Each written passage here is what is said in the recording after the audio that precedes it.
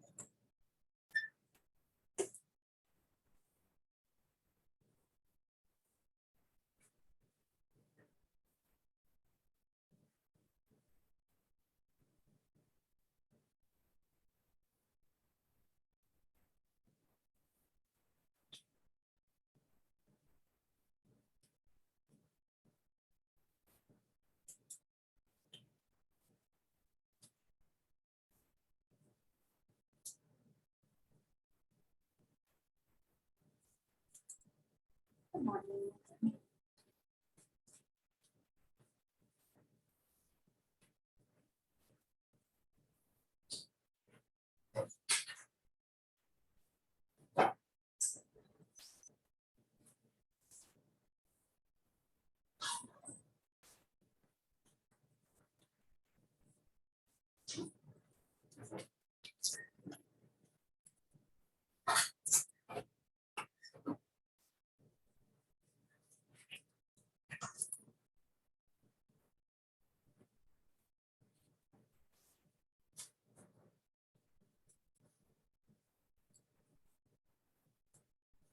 Okay, it is 9.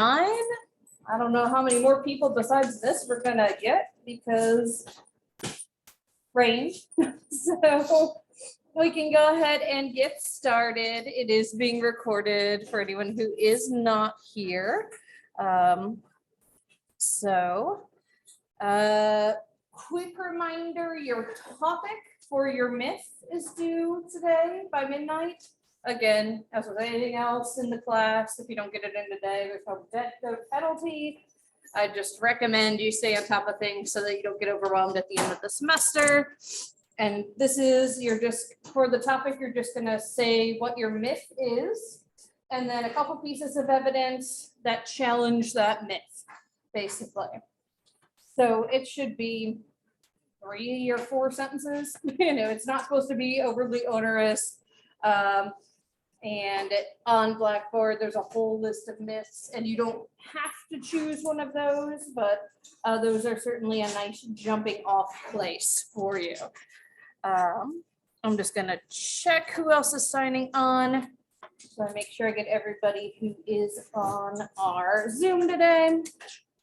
Again, Zoom folks, thanks for taking care of yourself and other people by not coming in when you're sick. We very much appreciate that. So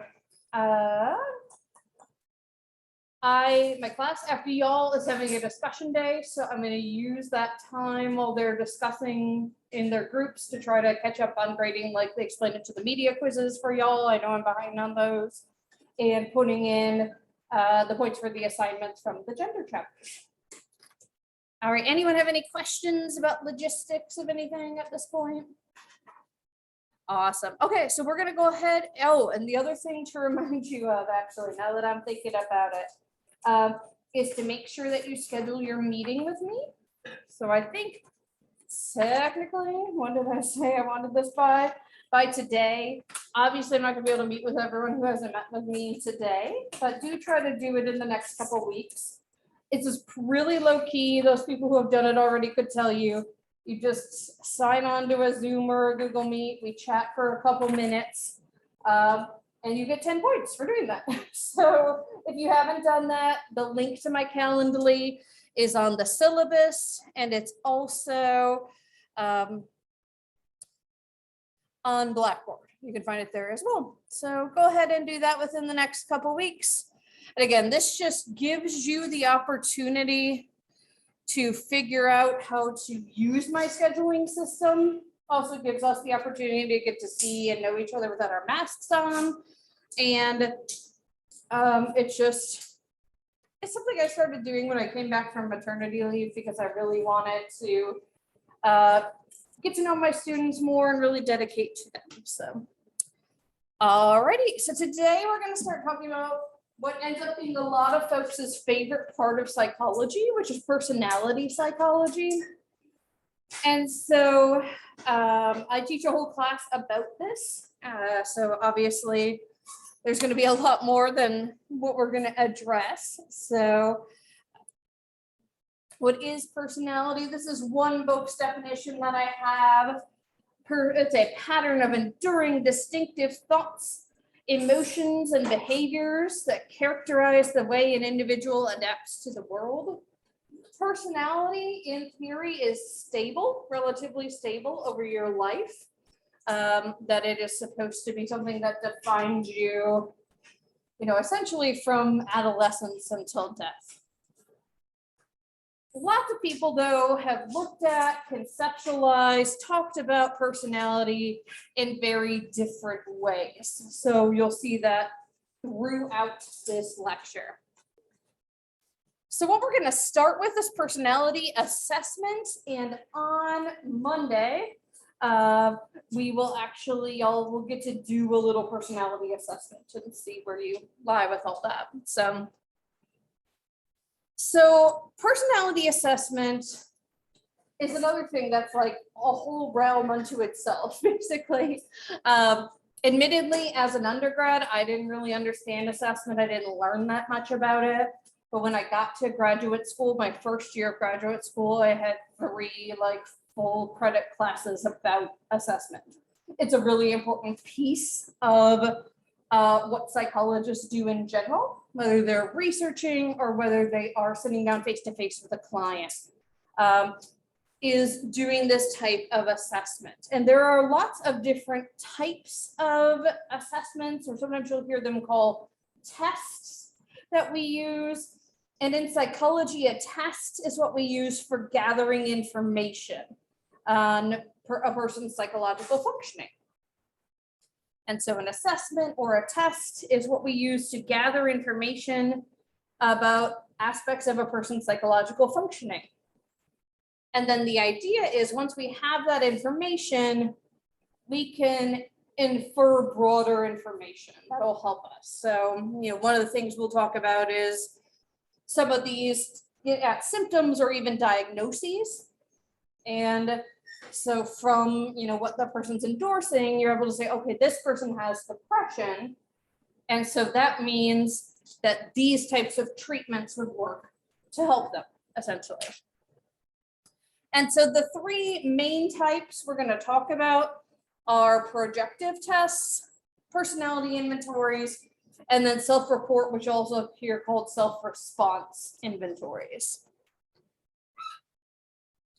So projective tests are what we think about when we think about psychological tests. This is what they portray in the movies, where subjects, clients, participants interpret vague stimuli or follow open-ended discussions.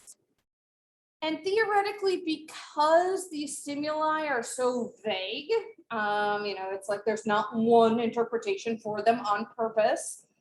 Participants project parts of their personality into the tasks. And so by looking at how they respond, we as psychologists can make inferences about their personality. These are used by psychodynamic clinicians to assess unconscious drives and conflicts.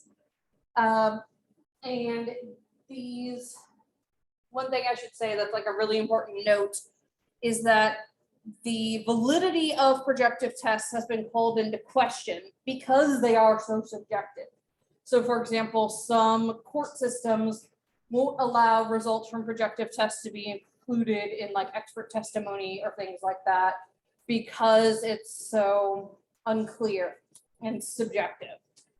But there have been standardized scoring systems implemented in some cases in order to combat this uncertainty. All right, so the first one we're going to talk about is the Rorschach. And again, this is like the classic one everyone thinks about, right? And there's a clip from an old movie where they're like showing the Rorschach to a prisoner. And they're like, what might this be? And he's like, a fluffy bunny, blah, blah, blah. And there's a police officer observing and they're like ranting and raving, like he's not telling you the truth. And so they kick him out because they're like, you're disrupting. And as soon as he's gone, they're like, what might this be? And he says, blood, and like attacks the examiner. It's not that usually. But as you can see, these are very vague. There's a lot of different ways you can interpret these. And to the point that like when you do this with people, sometimes they're kind of like taken aback at first. They're like, I don't know, what is it supposed to be? And you're like, no, tell me what it might be. So it's a series of ink blots, and it was based off of what used to be a parlor game called Blotto. And this is back when we had inkwells and fountain pens. And so they'd actually take some ink, drip it into the center of a paper and fold it and open it. And then just kind of like see, oh, I see this there. It's kind of like little kids laying on the ground looking at clouds, same type of idea. But Hermann Rorschach thought he was a big fan of Freudian work, psychodynamic work, and thought maybe there's something to this that we could take it and make it an assessment. So one thing we've talked about research ethics, but we haven't really touched on other ethics. One of the interesting things in the psychological ethics code is that one of my obligations as a clinical psychologist is to safeguard test materials. And so that's why you'll often see ink blots like this one, which is not actually from the Rorschach, in textbooks, etc. This is my unfortunately now deceased cat. She lived a good long life. She was 18, Finley, with blot 1 of the actual Rorschach. And you might be like, Dr. Myers, you're not doing your job. Why not? Well, let me show you why I care a little less. So this is the Wikipedia entry on the Rorschach. And it has all 10 blots. And like this first came out 10, 12 years ago. And people were really up in arms because like I bought a Rorschach kit when I got here. So I have it for demonstration in my theories of personality kit. It cost the school $75. And I could have just pulled up Wikipedia. The other problem with this is that it gives you common answers.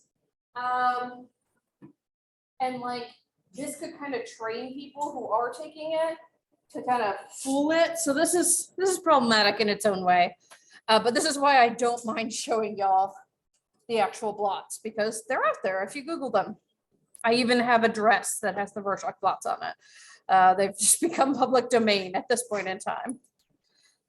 So, but what you do, and I'm actually trained to give the Rorschach, the reason my cat was looking at it is because I had to check it out of my training clinic to take it to my placement site to give it to somebody.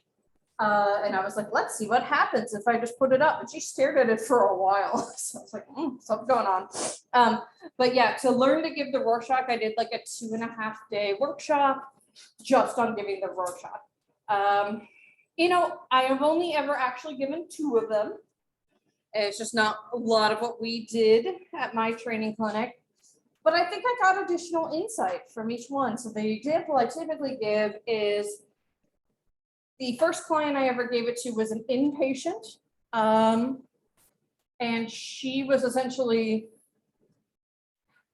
she was a referral because the clinicians on the inpatient unit were like, she is about to run out of insurance money, so she's gonna have to start paying out of pocket to stay here, and she's not getting better, and we've been trying everything, we don't know what's going on. So can you give us more insight? And so I gave her sort of standard assessments, and then I gave her the Rorschach. And one of the things that came out of the Rorschach was that she had a lot of ambivalence about getting better, which was really interesting, because that's not always, most people who come for treatment want to get better, right? And so I had also just taken a workshop on Therapeutic Assessment, which is where you use the results from an assessment to like try to help somebody. And so I presented this to her. I was like, you know, this ambiguousness about getting better came up. It was like, you're not sure if you want to get better or not. Do you have any idea what could be going on there? And she said, yeah, I don't want to leave because my husband and I fight all the time and I don't want to go home. And so it's like, oh, okay. I was able to relay that to them. I can believe they had her husband come in and do some couples counseling, right? That being said, and granted, I was new at it, right? I'd only ever given 2, but it would take me about 6 hours to score and interpret a Rorschach, and I would use a standardized system. All the other ones we're going to talk about, it would take me maybe like half hour, 45 minutes max. So I don't know if the additional time effort was worth that insight. Certainly, I think it was for her. Another projective test that's fairly popular is the thematic apperception task, or TAT. And this is 30 black and white cards. And this one has no standardization, to the point that like, you just pick which cards you want to show. You don't have to show all 30. It's really weird. I never administered this, but I was just sort of like, I don't know how you get consistent information if you're doing it that way. But you show them these black and white cards, which show ambiguous situation. And then the participant is asked to make up a story about what's going on in the picture. And then who they identify with in the picture, the emotions they express, and the themes that come up over and over in the different pictures are all used in interpretation. So I like to use this one as an example. What do you all think could be going on here? And for those of you who are on Zoom, feel free to write in the chat. We're looking at the one of the woman by the door. So just throw stuff out. Again, there's no right or wrong answer. Yeah, he could be sick.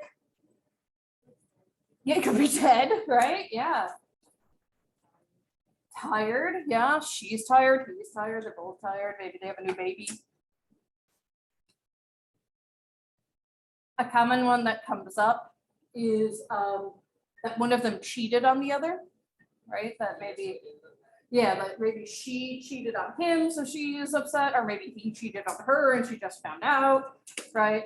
And so as you can see, there's no one way to interpret it. And not one TAT card is going to tell you something. But if like in every single one, they start talking about cheating, right? You're going to be like, something else is going on here. Again, never administered this myself, but my intro psych professor, when I was an undergrad, told a story about how he administered this. I think to someone in a prison setting. And there's a card that's just a lovely picture of people sitting on a bench by a lake. And this guy was like, oh, they're watching the guy drown that they just killed. It was like, whoa, never heard that interpretation before, right? Oops, and looks like we got somebody in the chat. Yeah, she's sad. Yeah, something's going on, right? So that's the TAT, and it does, again, allow you to sort of pick up some themes. Sentence completion is one that I administered. So true story of how all students will sort of cut corners when they can. When I was in grad school, we had to do a certain number of what we called comprehensive assessments. And that meant they had to include one of these personality inventories we'll talk about in a couple minutes, an intelligence test, and a projective. And so the vast majority of us would do it with sentence completion because it's fast. Sentence completion is usually just a sheet of paper you hand to the person and they fill it out themselves and then you interpret it later. And there are a bunch of starts of sentences, essentially. So I wish, it's Freudian in nature, so you gotta have a my mother in there, right? And the person just writes a sentence for each one. And the one that we would administer was like a page front and back with these stems. And very similar to the TAT, you would look for themes. And the one that stands out to me is I was actually doing, so our training clinic, we tried to like network within it whenever we could. So for example, there was a time where one clinician was seeing a family for family therapy. I was seeing the mom for therapy. One of my friends was seeing the daughter for therapy, things like that. And so this was someone, a friend of mine was seeing her for therapy. And then she asked me to do a cognitive assessment on her because this woman had been basically very, very, very depressed. And one of the things that they try for depression when people have tried therapy, tried medication, all that stuff is something called ECT or electroconvulsive therapy, where they basically kind of shock your brain. And like it works, but we still don't really understand the full mechanism. But this woman had that. And one of the rare side effects you can get is actually some memory loss. And this woman was concerned she had that. And so my friend asked me to assess her because I was trained in neuropsychological assessment. And I thought, well, let's go ahead and make it a comprehensive while we're at it. And that woman, she wrote down a lot of things related to food and like really negative messages associated with food. A lot of the stuff we talked about in our research example with binge eaters, thinking of food as like a comfort, but also something you should feel guilty about. And so I shared that with my friend who was her therapist. And so she brought it up with the client in therapy. And it turned out that like that was a main way of how she coped with her depression. And so it became one of their focuses in therapy. So you can get some really interesting insights from this, even though, again, it's pretty short, maybe takes 10 minutes max to administer. Alrighty, so as I mentioned, the next thing we're going to talk about is the personality inventories. These I was heavily trained in. Every single person who came through our training clinic when I was in graduate school took one of these, not only to give us insight, but also as part of research projects that we were working on. These are very standardized, tons of research behind them. And each one gives you a lot of different information, which is really helpful. They're typically, again, not horribly long to administer. So we used to give the full MMPI, which is over 500 items, but for the average college student like yourself, it would take them maybe 45 minutes because they're all true false. So, and the nice thing for the clinician is you can give the person instructions and leave them and like go do whatever else you need to do. A lot of other assessments like the projectives, you need to be in the room with them. So it can be time saving for the clinician. So these are designed to measure broad personality characteristics, and they focus on behaviors, beliefs, and feelings. It's usually self-report. It's kind of like taking the SAT. There's like a booklet and a bubble sheet. And you sit and you fill out the bubbles as you go through. And it's really important to note that only well-standardized personality instruments should be used in clinical practice. You know, this is kind of doing like a BuzzFeed quiz, or like when I was in college, there was a site called like tickle.com where you did BuzzFeed type quizzes. They were on Facebook for a while. Those are fun. We can enjoy those, right? But we shouldn't be making any clinical decisions based on them. My favorite one I ever took asked me if I was a hamster. And it was spelled wrong. I was not a hamster, shockingly. So again, take those with a grain of salt. And there are also, I should say, as like a side note here, there are also assessment inventories that people advertise as being really steeped in knowledge. They're going to give you a lot of insight, but don't have the research behind them. And we need to be careful about those. And one of those that I always like to feel like I break people's hearts when I say this is the Myers-Briggs Inventory, which a lot of people use for like job type assessment. And a lot of people know their 4 letters and whatnot, right? Unfortunately, that doesn't really have any research behind it. And it was made by 2 people who weren't psychologists. And yet somehow it's like permeated into all this job stuff and we make big decisions based on it. And that can be problematic, right? All right, so the one that I was trained in is the MMPI. And so the original MMPI was 567 self-statements. And you respond to each one with true or false. This is true of me or this is false of me. You also, if you leave it blank, then that's interpreted as a cannot say. We kind of give people the benefit of the doubt rather than assuming they just missed it, if that makes sense. So some examples of MMPI items are, I would rather win than lose in a game. I'm never happier than when alone. My hardest battles are with myself. It has a whole bunch of scales. All of these big personality inventories do. So there are scales looking at clinical things, symptoms of disorders, personality traits, but then there are a whole bunch of other subscales that look at things like how well you're going to do in treatment. What's your work life like? You know, are you having problems in specific areas? There's also a subset of the MMPI now that looks at the big 5 personality traits, which we'll talk about later in this lecture. So I think there's probably something on the order of 20 or 30 subscales. So by giving this one test, you get a lot of information about the person. There are also why a lot of clinicians like these personality inventories is the vast majority of them have what are called validity scales built into them. And these are assessing essentially your approach to the test. Are you paying attention? Or are you just sort of responding carelessly? Are you lying? Are you trying to make yourself look better than you are? Are you trying to make yourself look like you need more help? That's like a cry for help. And these include items like, I read the paper from cover to cover every day. Like, nobody does that, right? Like, even if you still get a physical newspaper, you're not going to read every single word printed, right? And those are really helpful when the MMPI is used in such cases as like child custody evaluations, right? Because what we find is people who are in child custody evaluations typically want their kids.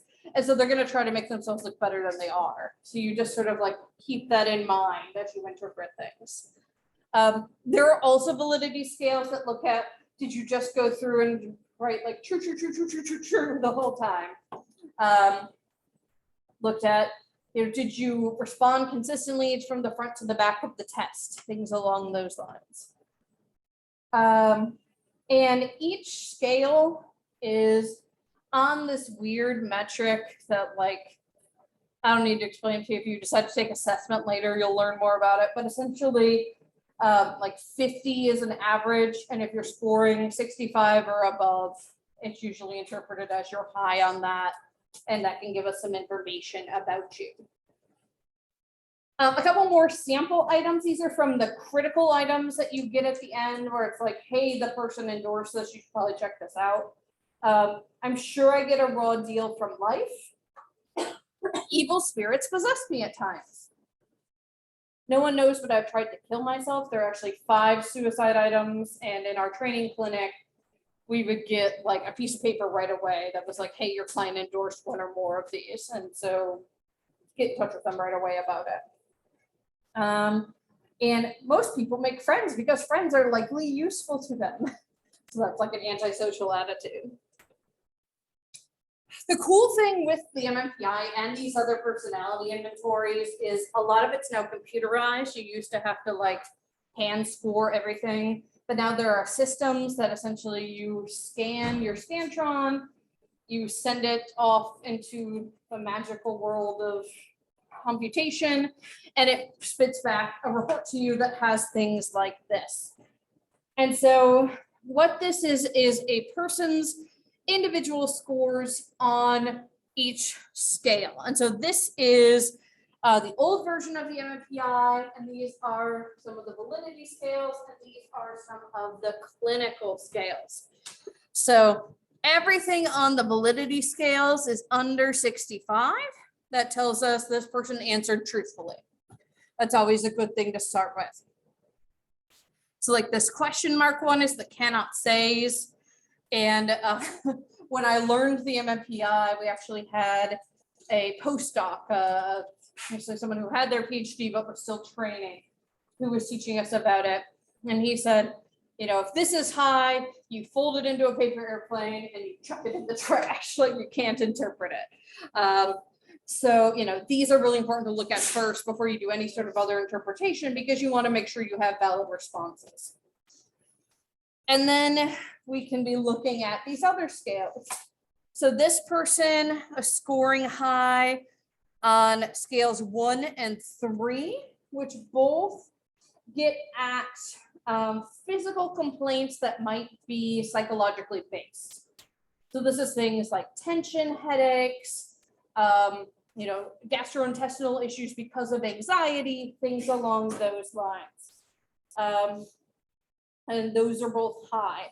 The highest scale here is the depression scale. So this is someone who is coming in and probably would meet criteria for major depressive disorder, someone that we want to think about getting into treatment right away, making sure that we're addressing that. This person also is peaking when we look at their score on anxiety. So the anxiety scale is scale 7 here.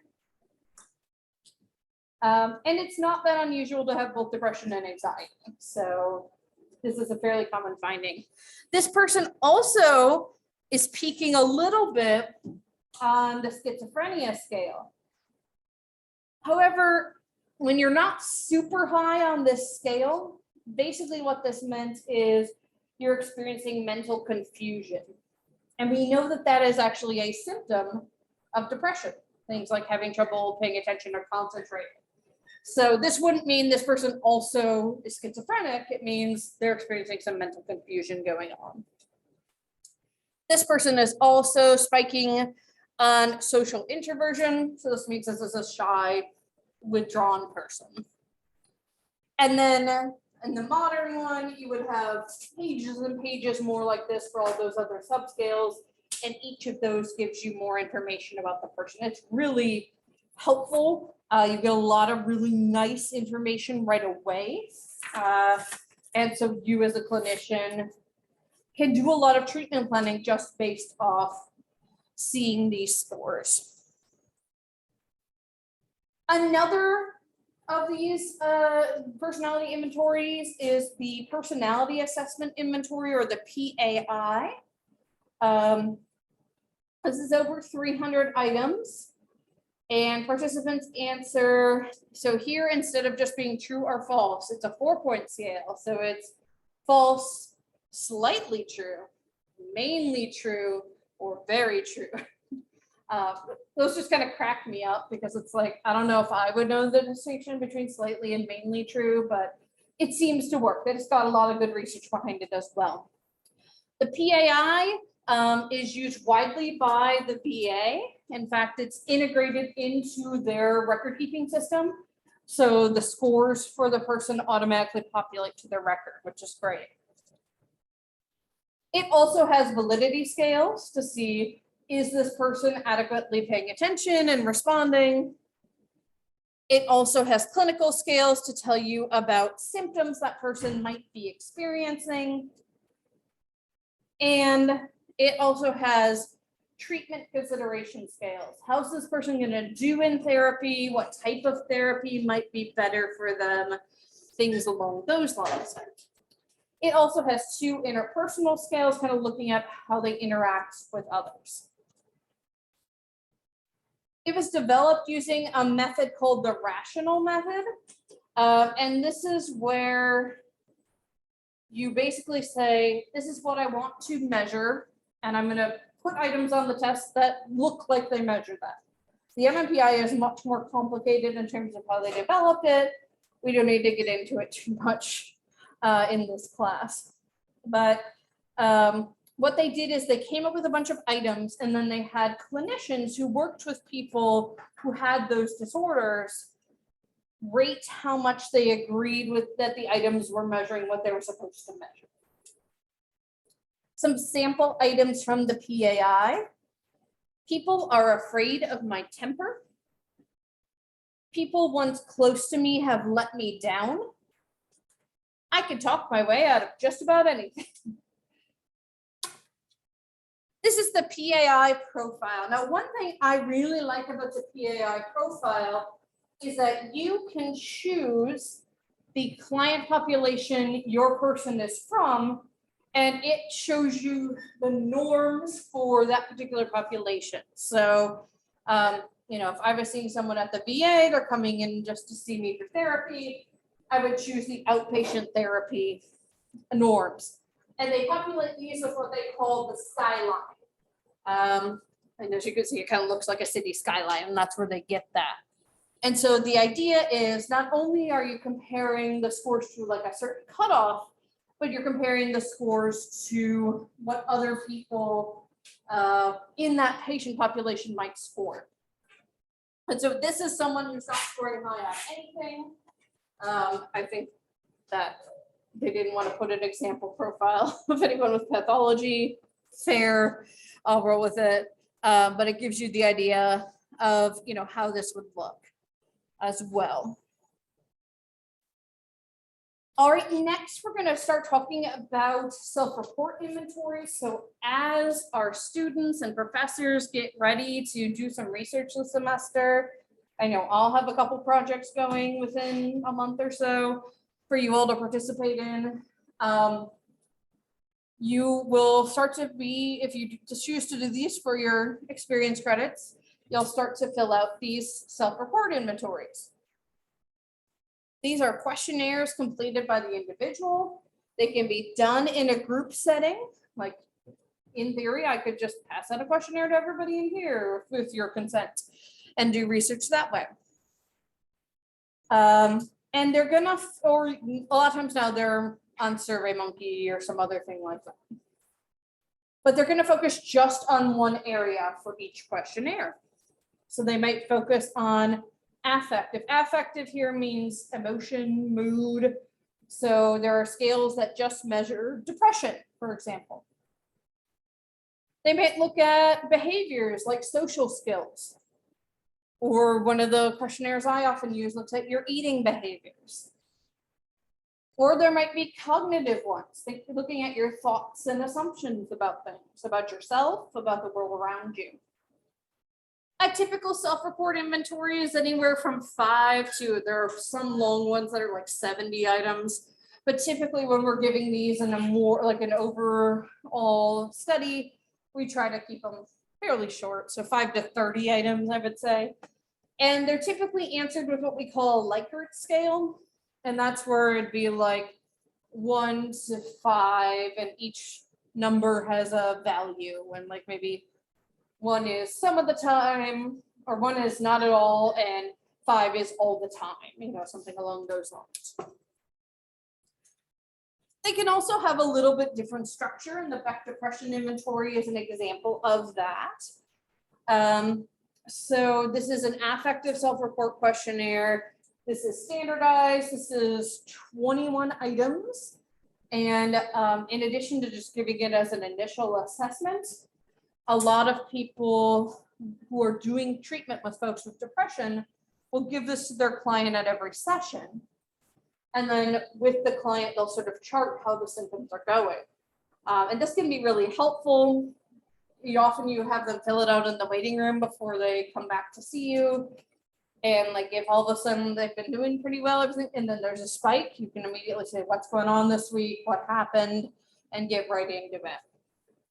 So some examples here. Again, item you're going to look at first, the suicidal ideas one. Goes all the way from I don't have any thoughts of killing myself to I would kill myself if I had the chance.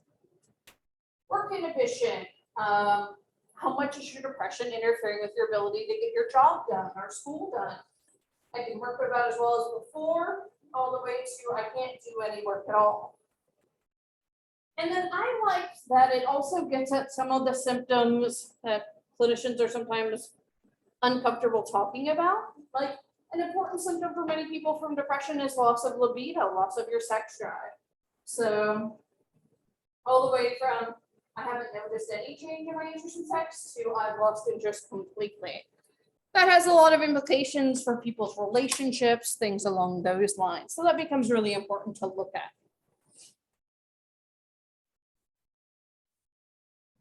So when we think about personality, we tend to think about traits, right? That's sort of what's in the common lingo. And that actually is a lot of what modern psychology that focuses on personality examines.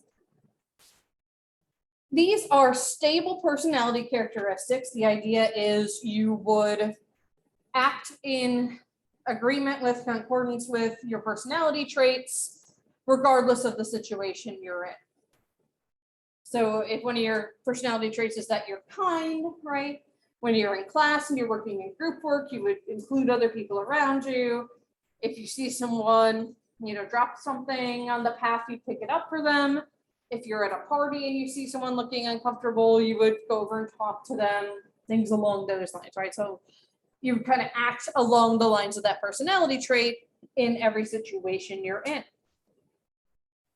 These are presumed to exist within the individual. So there's something that comes from, we don't know, is it genetic? Is it learned? But it's like, it's within you. It's not influenced by the outside situation or what someone just said to you or things along those lines. And the idea is that these personality traits are somehow guiding our thoughts and our actions under various conditions that we're in. And the idea is everyone has personality traits. Everyone would be somewhere on a measure of each personality trait, right? And they would vary. So I would say prevailing theory right now for personality traits is the big 5. So these it's called the big 5 traits or 5-factor theory. And the idea with these, it's really interesting how they initially found these. So they took lists of words related to personality. And they put them on big questionnaires and they had a whole bunch of people fill them out. And then they did a statistical technique called factor analysis. It basically measures like how similar things are to each other and groups things. And based on that, they start grouping the personality traits. And what they found is study after study after study they were finding 5 traits, and they were typically the same traits. And there's even some replicability across cultures for these, although not all of them match us perfectly across cultures, but we do tend to find 5 in every culture, which is really interesting. But these are the ones that we run into in Western societies like America, Europe, folks along those lines. And the first is openness to experience. So this is being inventive and curious on one end, and these are all spectrums. It's not like you have it versus you don't. It's like you fall somewhere along it. So one end would be being inventive and curious, and then the other end would be consistent and cautious. Neither is bad or good, right? It's just how people's personalities are. If you're high on openness to experience, you have an appreciation for art, emotion, adventure, unusual ideas. You have a curiosity and a variety of experience. So you are someone who's kind of up for trying new things. You are someone who might really enjoy things like college, where you get to choose the classes that you're really interested in, right, and learn more. Conscientiousness, the high end, well, I mean, the one end of this, I should just keep saying, is being really efficient and organized. And then the other end is being really easygoing or maybe even careless. So people who are really high in conscientiousness have a tendency to show self-discipline, to act very dutifully, and to aim for achievement. They also tend to be very planful and have a hard time with spontaneous things. So as you can imagine, either end of this potentially could be bad or good, depending on the person. And that's true for all of these traits. Extroversion is the one that's like most common in our day-to-day talk. And so you have one end is outgoing and energetic, the other end is shy and reserved. If you are high on extroversion side of this, then you have a lot of energy, positive emotions, and the tendency to seek out the company of others. Agreeableness is being friendly and compassionate versus competitive. And it's a tendency to be compassionate and cooperative rather than suspicious and antagonistic towards others. Again, we can imagine how either end of that could be great or could be problematic, right? So if you're someone who's too compassionate and cooperative, right, you might end up being just sort of like a yes person who goes along with what everybody else says. But if you're someone who's too on the other end, then you might be someone who's really aggressive, who other people don't like to try to work with, things along those lines. And then neuroticism. So neuroticism is an old word that basically refers to anxiety. And so this ends up being kind of a marker for psychological distress. And so one end of neuroticism is being sensitive and nervous, and the other end is being secure and confident. So people who are high on the neuroticism side of this scale have a tendency to experience unpleasant emotions easily. Things like anger, anxiety, depression, vulnerability. And obviously the other end would be the absence of that. So as I mentioned, these do tend to replicate at least somewhat across cultures. So let's talk about this trait perspective. What are some of the contributions of this idea of personality? Well, traits influence health. So for example, if you've heard of type A personality, right? People who are type A, which is maybe really high on conscientiousness, but low on agreeableness, basically. So they're pretty aggressive and they just want to get stuff done. And why are you in my way? And we got to do this right now. Those people actually have a much higher risk for heart disease, heart attacks, things along those lines. But also These are related to cognition, so our thoughts, career success. So interestingly, even though I said like the Myers-Briggs, we should probably be really skeptical of in work settings. There's a lot of research lately about the big five and where you fall in the big five actually relating to your success in certain positions. And then interpersonal relations. I mean, and that makes sense. Things like agreeableness and extroversion, right? Some criticisms that other people who don't like trait theory have brought. They have argued that this ignores the role of the situation and behavior, right? If you just say, well, you have a trait, so you're going to act like this, that ignores the fact that even the most agreeable person, if they're faced with like a life-threatening situation, can get pretty darn aggressive, right? And it ignores the nuances of an individual's personality, right? You're not just like one dot on the line of a personality trait. So that's important to keep in mind too, is that all of these things we're going to talk about do have criticisms to them as well. All right, the next thing we're going to dive into is Freud, and he needs to we need space to process all the crazy stuff he talked about. So let's go ahead and end a few minutes early. And everyone be safe out there, stay as dry as you can, and it'd be a great day to just curl up with some Netflix, I think. All right, and thanks to everybody who was able to sign on online. Have a great, safe weekend. So stupid.